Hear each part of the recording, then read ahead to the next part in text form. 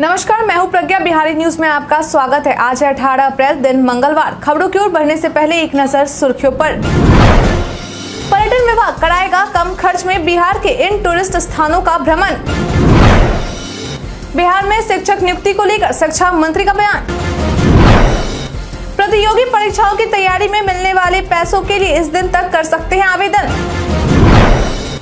बाढ़ और जल निकासी योजना के तहत सरकार ने जारी किया टोल फ्री नंबर। बिहार में लू का येलो अलर्ट जारी। अब चलिए बढ़ते हैं बिहार के अब तक की 25 बड़ी खबरों की ओर विस्तार से।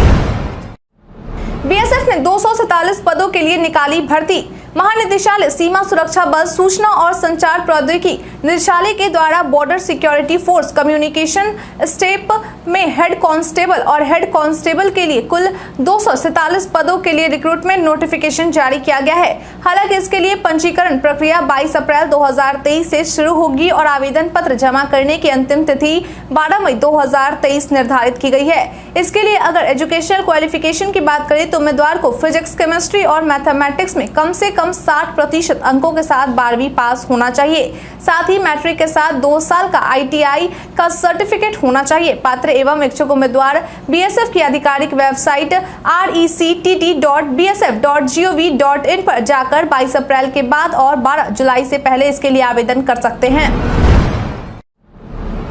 पर्यटन विभाग कराएगा कम खर्च में बिहार के इन टूरिस्ट स्थानों का भ्रमण।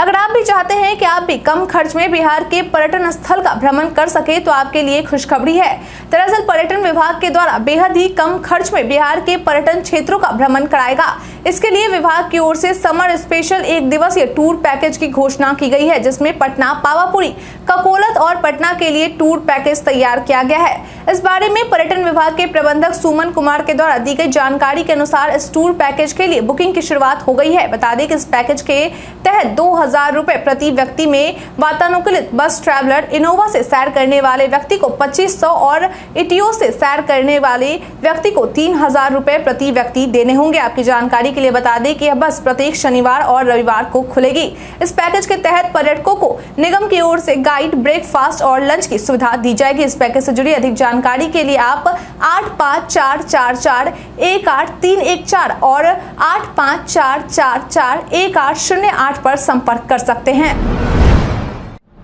बिहारी पहचान में आज हम बात करेंगे मानस बिहारी वर्मा के बारे में। मानस बिहारी वर्मा हल्के लड़ाकू विमान तेजस के विकास में एक भारतीय वैमानिक वैज्ञानिक सहायक थे। अपनी सेवानिवृत्ति के बाद उन्होंने बिहार में विज्ञान शिक्षा को बढ़ावा देने के उद्देश्य से मोबाइल साइंस लैब का शुभारंभ किया। 2010 में शुरू की गई उनकी मोबाइल साइंस लैब परियोजना के माध्यम से विज्ञान और कंप्यूटर प्रशिक्षकों की एक टीम वैज्ञानिक प्रयोगों को प्रदर्शित करने और कंप्यूटर सीखने के लिए स्कूलों का दौरा किया गया। 2018 में भारत सरकार ने उन्हें वैमानिकी इंजीनियरिंग के क्षेत्र में उनके अनुकरणीय योगदान के लिए पद्मश्री पुरस्कार से सम्मानित किया। उन्हें पूर्व पीएम अटल बिहारी वाजपेयी द्वारा साइंटिस्ट ऑफ द ईयर पुरस्कार और पूर्व पीएम मनमोहन सिंह द्वारा क्रमशः प्रौद्योगिकी नेतृत्व पुरस्कार दिया गया था। बिहार में शिक्षक नियुक्ति को लेकर शिक्षा मंत्री का बयान। बिहार के शिक्षा मंत्री प्रोफेसर चंद्रशेखर के द्वारा मीडिया से बातचीत करते हुए बिहार में शिक्षकों की नियुक्ति को लेकर एक बड़ा बयान दिया गया है। उन्होंने कहा कि सब कुछ साफ है, अब नियुक्ति शुरू होगी। पहले चरण के 2 लाख से ज्यादा युवाओं को शिक्षा विभाग नौकरी दे रही है। सरकार ने जो वादा किया था निभा रही है। अन्य विभाग की भी वैकेंसी निकली है। 5 लाख युवाओं को हम रोजगार दे रहे हैं। इससे युवाओं को खुश होना चाहिए। वहीं उन्होंने शिक्षक नियमावली को लेकर हो रहे विरोध को लेकर कहा कि आखिर शिक्षक परीक्षा देने से क्यों भाग रहे हैं, यह बात हमारे समझ में नहीं आ रही है। लेकिन आज हम सब एक प्रक्रिया के तहत शिक्षकों की नियुक्ति कर रहे हैं। पुराने शिक्षकों को भी इस प्रक्रिया में शामिल होने का अवसर दे रहे हैं, तो ये लोग सवाल उठा रहे हैं। उन्होंने कहा कि जल्द विज्ञापन जारी कर बड़े पैमाने पर शिक्षकों की बहाली की जाएगी। ट्रेन में अब नहीं मिलेगी मनचाहा सीट, रेलवे ने बदला नियम। अक्सर ट्रेन में सफर करने के लिए लोगों के द्वारा अपनी मनचाही सीट की खोज की जाती है और इस चक्कर में महीने भर पहले से ही टिकट की बुकिंग शुरू कर दी जाती है।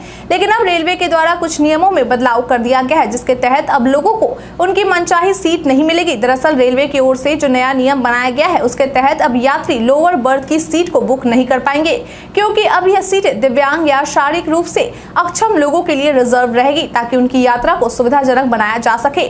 बता दें कि इसके लिए रेलवे की ओर से आदेश भी जारी कर दिया गया है। जारी किए गए आदेश के अनुसार स्लीपर क्लास में दिव्यांगों के लिए 4, नीचे की 2 और ऊपर की 2, थर्ड एसी की 2, इकोनॉमी की 2 सीटों को आरक्षित किया गया है, जबकि गरीब रथ ट्रेन में नीचे के 2 और ऊपर के 2 सीटों को रिजर्व किया गया है। इसके साथ ही सीनियर सिटीजन यानी कि बुजुर्गों और गर्भवती महिलाओं को बिना मांगे लोअर बर्थ दिया जाएगा। बिहार ITI कैट 2023 के लिए इस दिन तक करें रजिस्ट्रेशन। अगर आप बिहार ITI कैट 2023 की परीक्षा देने की इच्छा रखते हैं तो यह खबर आपके लिए है। बता दें कि इसके लिए combined entrance competitive examination board यानी कि BCECE के द्वारा बीते सोमवार से रजिस्ट्रेशन की प्रक्रिया की शुरुआत कर दी गई है, जो कि 13 मई 2023 तक जारी रहेगी। ऐसे में इच्छुक कैंडिडेट्स के पास आवेदन करने के लिए 13 मई 2023 तक का समय है। कैंडिडेट्स आवेदन करने के लिए आधिकारिक वेबसाइट BCECE.board.bihar.gov.in पर जाकर आवेदन कर सकते हैं। आपकी जानकारी के लिए बता दें कि अगर फॉर्म भरने में किसी प्रकार की गलतियां हो जाती है तो उसमें सुधार करने के लिए 15 और 16 मई निर्धारित किया गया है। मालूम हो कि इसके लिए परीक्षा का आयोजन 11 जून को किया जाएगा। जनता दरबार में सीएम नीतीश ने 40 फरियादियों की सुनी समस्याएं। बीते दिन बिहार के मुख्यमंत्री नीतीश कुमार की अध्यक्षता में जनता दरबार आयोजित की गई थी। बता दें कि इस दौरान सीएम नीतीश के द्वारा विभिन्न विभागों से जुड़े कुल 40 लोगों की समस्याएं सुनी गई और साथ ही उस समस्याओं का हल करने के लिए अधिकारियों को आवश्यक निर्देश भी दिए गए। बता दें कि इस दौरान किशनगंज जिला से आए एक युवक ने मुख्यमंत्री से आग्रह करते हुए कहा कि 20,000 की आबादी का गाँव बाढ़ से प्रभावित हो रहा है, इसलिए उसके लिए उचित उपाय किया जाए। जिसके बाद मुख्यमंत्री ने जल संसाधन विभाग को समुचित कार्रवाई करने का निर्देश दिया। वहीं दूसरा मामला कटिहार जिले से आए एक व्यक्ति का था, जिसने सीएम को बताया कि विधायक फंड से वर्ष 2019-20 में पथ निर्माण कराने का टेंडर किया गया था, लेकिन अब तक राशि का भुगतान नहीं किया गया है, जिस पर सीएम ने संबंधित विभाग को समुचित कार्रवाई करने का निर्देश दिया।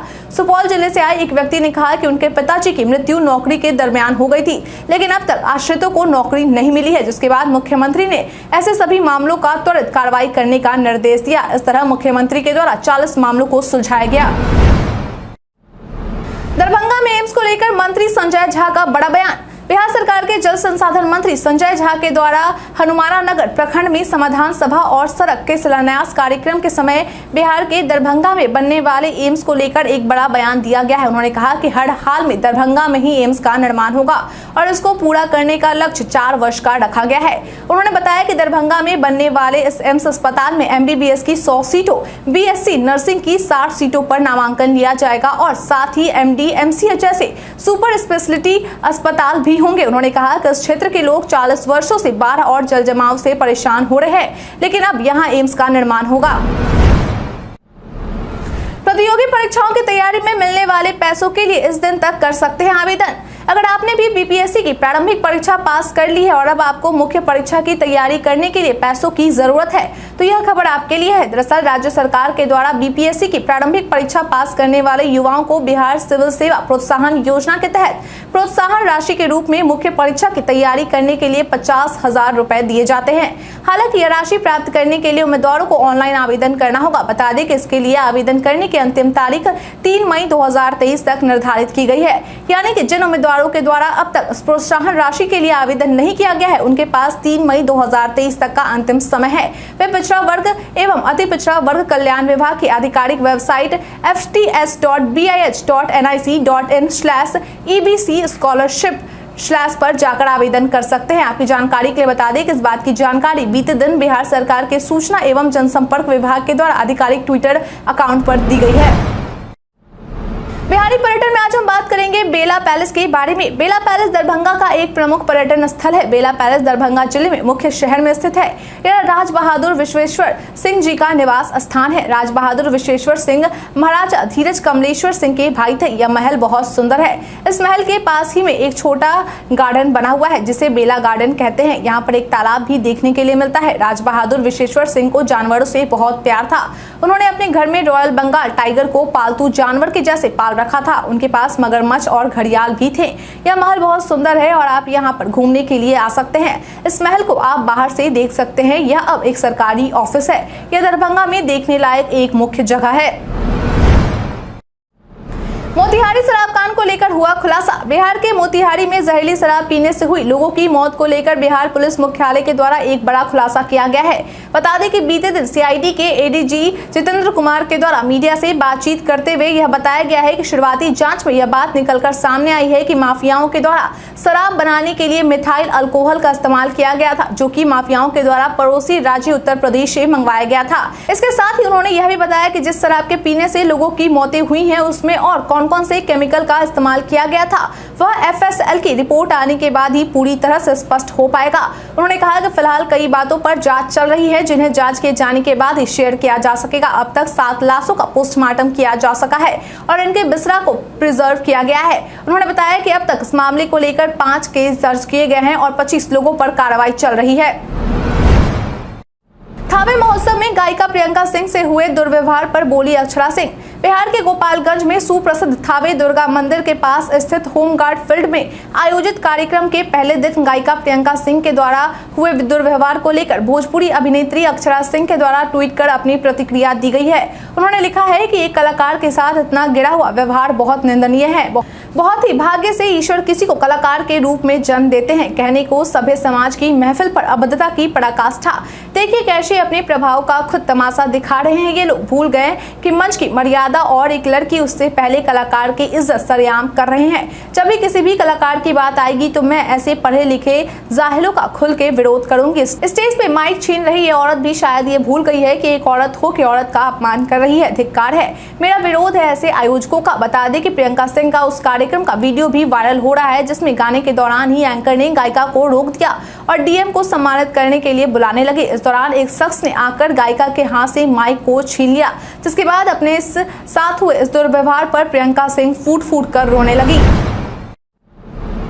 बिहार के 534 सीओ की मार्च महीने की परफॉर्मेंस रिपोर्ट जारी। राजस्व एवं भूमि सुधार विभाग के द्वारा अंचल अधिकारियों से लेकर डीएसएलआर और राजस्व एमडीएम के कामों की समीक्षा करते हुए मार्च 2023 की रैंकिंग जारी की गई है। बता दें कि जारी की गई इस रैंकिंग में बिहार के जिन 5 अंचल के द्वारा सबसे बेहतर प्रदर्शन किया गया है उनमें सबसे पहले स्थान पर 96.05 अंक के साथ बांका जिले के अमरपुर अंचल है। वहीं दूसरे स्थान पर बांका का बेलहड़ अंचल, तीसरे नंबर पर पूर्णिया का श्रीनगर, चौथे नंबर पर बांका का फूली डूमर और 5वें नंबर पर बांका जिले का रजौन अंचल है। इसके अलावा जिन 5 अंचल के द्वारा सबसे खराब प्रदर्शन किया गया है उनमें नीचे से पहले स्थान पर मुजफ्फरपुर का पारू अंचल, दूसरे नंबर पर पटना का पुनपुन, तीसरे नंबर पर मधुबनी का अंधरात्रि, चौथे नंबर पर सिवान का सिसवन अंचल और नीचे से 5वें नंबर पर मधुबनी का बासोपट्टी अंचल है।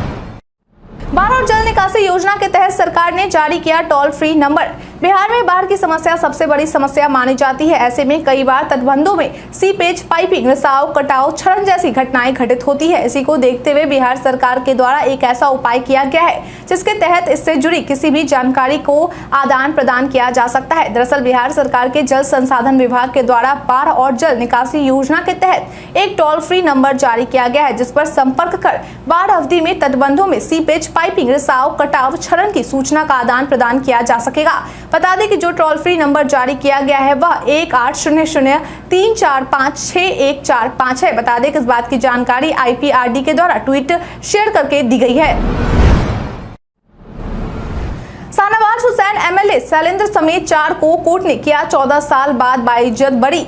कोर्ट के द्वारा एक मामले को लेकर 14 सालों के बाद अपना फैसला सुनाते हुए दर्ज मुकदमे को झूठा ठहराकर भारतीय जनता पार्टी के राष्ट्रीय प्रवक्ता और बिहार के पूर्व उद्योग मंत्री शाहनवाज हुसैन, पूर्व विधायक इंजीनियर शैलेंद्र समेत 4 लोगों को बाइज्जत बरी कर दिया गया है। वहीं कोर्ट का फैसला आने के बाद शाहनवाज हुसैन के द्वारा सत्यमेव जयते कहा गया, यानी कि सत्य की जीत होती है। आपकी जानकारी के लिए बता दें कि यह मामला लोकसभा चुनाव 2009 के दौरान का है। उस दौरान चुनाव में मजिस्ट्रेट की ड्यूटी कर रहे तत्कालीन प्रखंड विकास पदाधिकारी अरशद फिरोज के द्वारा 15 मार्च 2009 को नवगछिया के झंडापुर में पेट्रोल पंप के पास स्थित एक पान की दुकान में शाहनवाज हुसैन और विधायक इंजीनियर शैलेंद्र की तस्वीरों को पोस्टर टंगे होने का केस दर्ज कराया गया था। जिसके बाद इस मामले को लेकर मंत्री शाहनवाज हुसैन, बीपुर विधायक इंजीनियर शैलेंद्र, पान दुकानदार दिव्यांग मंटू कुमार मोदी और व्यास मिश्र को आरोपी बनाया गया था। बिहार में लू का येलो अलर्ट जारी। बिहार के निवासियों को लू से राहत मिलने के आसार नहीं दिख रहे हैं, क्योंकि राज्य में कम से कम 5 स्थानों पर पारा 42 डिग्री सेल्सियस के स्तर को पार कर गया है। राज्य सरकार के बिहार मौसम सेवा केंद्र की ओर से जारी बुलेटिन के अनुसार अगले 3-4 दिनों में प्रचंड लू की स्थिति रहने की संभावना है। IMD पटना के पूर्वानुमान के मुताबिक बिहार में लू सहित भीषण गर्मी का दौर 21 अप्रैल तक जारी रहेगा। मौसम विज्ञान केंद्र पटना से मिली जानकारी के मुताबिक पछुआ हवा की मजबूत स्थिति और उत्तर पश्चिम मध्य प्रदेश तक चक्रवाती परिसंचरण क्षेत्र बने होने और आर्द्रता में कमी आने के कारण लू जैसे हालात बने हुए हैं। इन मौसमी प्रभाव को देखते हुए अगले 4 दिन तक प्रदेश में लू का प्रभाव बने होने की संभावना है। इसके साथ ही तापमान में 1 से 4 डिग्री तक की बढ़ोतरी भी होगी। बिहार के राज्यपाल का काफिला हुआ दुर्घटनाग्रस्त। बीते दिन हाजीपुर के भगवानपुर के रतनपुरा गांव के पास एक कार्यक्रम में शामिल होने के लिए पटना से मुजफ्फरपुर जाने के दौरान बिहार के राज्यपाल राजेंद्र विश्वनाथ अर्लेकर का काफिला दुर्घटनाग्रस्त हो गया। बता दें कि इस हादसे में दमकल की गाड़ी पलट गई और करीब आधा दर्जन लोग घायल हो गए। हालांकि घायल हुए लोगों का हाजीपुर सदर अस्पताल में इलाज किया जा रहा है। बता दें कि इस घटना को लेकर दी गई जानकारी के अनुसार राज्यपाल के काफिले में दमकल की गाड़ी चल रही थी, जो कि अनियंत्रित होकर डिवाइडर को पार कर रॉन्ग साइड में चली गई और सवारी से भरे ऑटो से टक्कर हो गई, जिसके बाद दमकल और ऑटो चालक समेत आधा दर्जन लोग घायल हो गए। वहीं एक सवारी की स्थिति गंभीर बताई जा रही है। हालांकि इस दौरान राज्यपाल और उनके सुरक्षा कर्मी को कुछ नहीं हुआ, क्योंकि उनकी गाड़ी दमकल की गाड़ी के पीछे थी। बता दें, खबर लिखे जाने तक इस मामले को लेकर आधिकारिक तौर पर कोई पुष्टि नहीं की गई थी। व्यवहारगिरी पर्वत पर भीषण आग। नालंदा के राजगीर के व्यवहारगिरी पर्वत के करीब 3 किलोमीटर के क्षेत्र में लगी भीषण आग पर काबू पाने के लिए वन विभाग की टीम के द्वारा खासा मशक्कत करनी पड़ रही है। बता दें कि इस हालात पर नजर खुद नालंदा के DM शशांक शुभंकर, वन प्रमंडल पदाधिकारी विकास अहलावत और जू सफारी राजगीर के निदेशक हेमंत पाटिल के द्वारा रखा जा रहा है। मालूम हो कि इनके निर्देशन में व्यवहारगिरी पर्वत की तलहटी स्थित कोणार्क नगर से अग्निशमन दस्ता के द्वारा पाइप से पानी का छिड़काव किया गया और हर संभव कोशिश की गई कि आग पर काबू पाया जा सके। बता दें, खबर लिखे जाने तक आग पर काबू पाया नहीं जा सका था। हालांकि अब तक इस बात का पता नहीं चल सका है कि आग कैसे लगी, लेकिन ऐसी आशंका जताई जा रही है कि गर्मी के कारण पेड़ों की टहनियों में आपसी घर्षण के कारण चिंगारी उत्पन्न होने या फिर तेज हवा के चलते पत्थरों के आपस में टकराने के कारण आग लगी होगी। राज्य के इतने प्रतिशत स्कूल बिना चहारदीवारी के।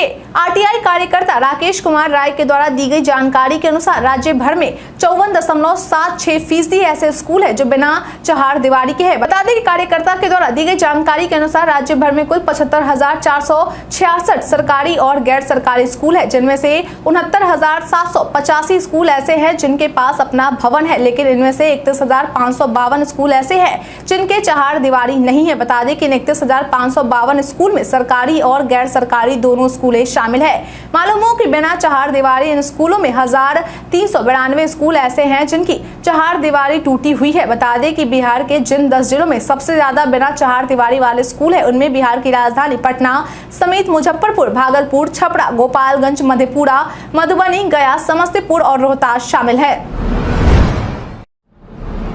सम्राट चौधरी ने CM नीतीश से मांगा इस्तीफा। बिहार के मुख्यमंत्री नीतीश कुमार के द्वारा जहरीली शराब पीने से मरने वाले लोगों के परिजनों को 4-4 लाख रुपए मुआवजे के रूप में दिए जाने के निर्णय के बाद बीजेपी लगातार उन पर हमलावर है। बता दें कि इसको लेकर बिहार बीजेपी के अध्यक्ष सम्राट चौधरी के द्वारा CM नीतीश पर हमला करते हुए कहा गया है कि नीतीश बाबू, आपने कब विधायक दल की बैठक बुलाई जो अब ये फैसला ले लिया? सरकार को लोकतंत्र से मतलब नहीं है। उन्होंने कहा कि नीतीश कुमार ने सारे कामों में पलटी मारने का काम किया है। जहरीली शराब में 30 से अधिक लोगों की मृत्यु हो गई है। वहीं कल छोटे छोटे पदाधिकारियों पर कार्रवाई कर दी गई, लेकिन बड़े पदाधिकारियों पर कार्रवाई की जानी चाहिए। रोमांचक मुकाबले में चेन्नई सुपर किंग्स ने RCB को 8 रन से हराया। बीते दिन IPL के 16वें सीजन के 24वें मैच में महेंद्र सिंह धोनी की कप्तानी वाली टीम चेन्नई सुपर किंग्स के द्वारा फाफ डुप्लेसिस की टीम रॉयल चैलेंजर्स बेंगलुरु को बेंगलुरु के M चिन्नास्वामी स्टेडियम में 8 रनों से मात दे दी गई। बता दें कि RCB के द्वारा टॉस जीतकर पहले गेंदबाजी करने का फैसला लिया गया था, जिसके बाद चेन्नई सुपर किंग्स के द्वारा बेंगलुरु के खिलाफ पहले बल्लेबाजी करते हुए 20 ओवर में 6 विकेट पर 226 रन बनाया गया। वहीं चेन्नई सुपर किंग्स के द्वारा बनाए गए इस रन का पीछा करते हुए बेंगलुरु के द्वारा 20 ओवर में 8 विकेट पर 218 रन बनाए गए और इसी के साथ royal Challengers Bengaluru Chennai super Kings के हाथों 8 रनों से हार गई। आपकी जानकारी के लिए बता दें कि बेंगलुरु की ओर से डुप्लेसिस के द्वारा धमाकेदार 33 गेंद पर 62 रन बनाया गया, तो वहीं मैक्सवेल के द्वारा ताबड़तोड़ 36 गेंद पर 76 रन बनाया गया, लेकिन इसके बावजूद भी रॉयल चैलेंजर्स बेंगलुरु को हार का सामना करना पड़ा। इसी के साथ सीएसके पॉइंट टेबल में तीसरे नंबर पर पहुंच गई है।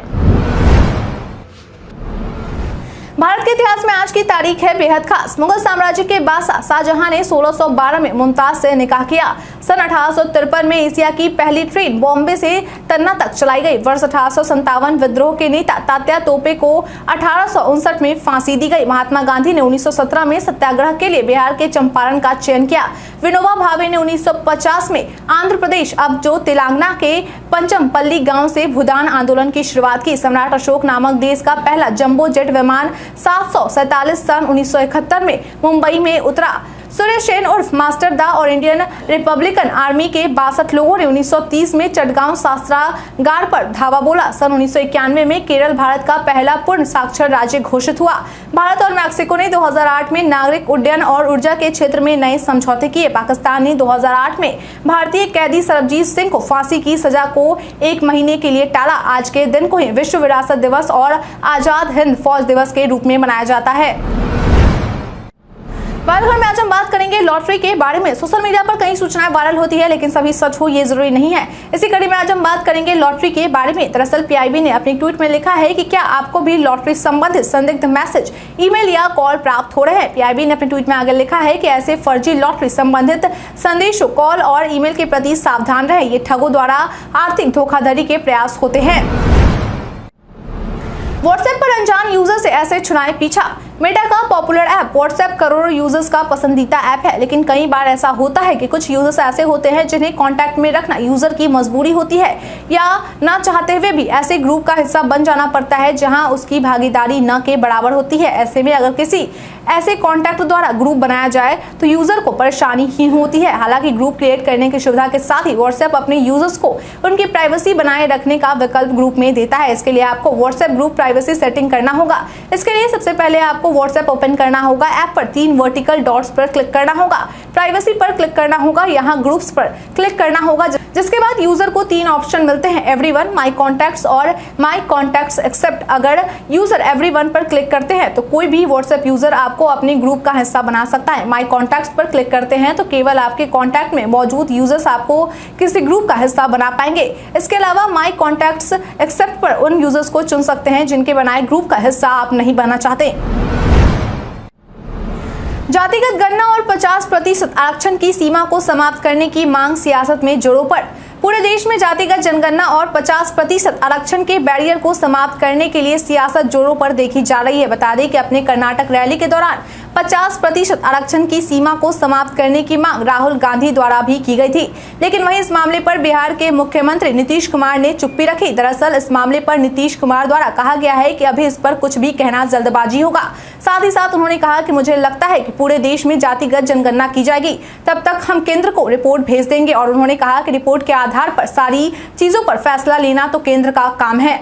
बीते दिन हमारे पूछे गए सवाल का आप लोगों में से बहुत लोगों ने अपना जवाब हमें हमारे कमेंट सेक्शन बॉक्स में लिख कर दिया था। जिन्होंने हमारा पूछे गए सवाल का जवाब दिया है उनके नाम है रामनवी मांझी, श्रीकांत कुमार, प्रमोद राम, बिट्टू कुमार राज, अनवर करीम खान, रवि कुमार राम, शिवनाथ प्रसाद यादव, नुन्नू गोलू कुमार, शंकर मुखिया, अभिषेक राज, योगेंद्र रजक, मुबारक अली, रविशंकर, गौतम कुमार, लालचंद लाल। इसके साथ ही बढ़ते हैं आज के सवाल की ओर। आज का सवाल है, आपके अनुसार कोरोना के बढ़ते मामलों का अहम कारण क्या हो सकता है? अपना जवाब हमें हमारे कमेंट सेक्शन में लिखकर जरूर बताएं। आज के लिए इतना ही। बिहार के तमाम खबरों के साथ बने रहने के लिए देखते रहें बिहारी न्यूज। और साथ ही अगर आप यूट्यूब से देखें चैनल को सब्सक्राइब करना और अगर आप फेसबुक से देखें तो पेज को फॉलो करना ना भूलें। धन्यवाद।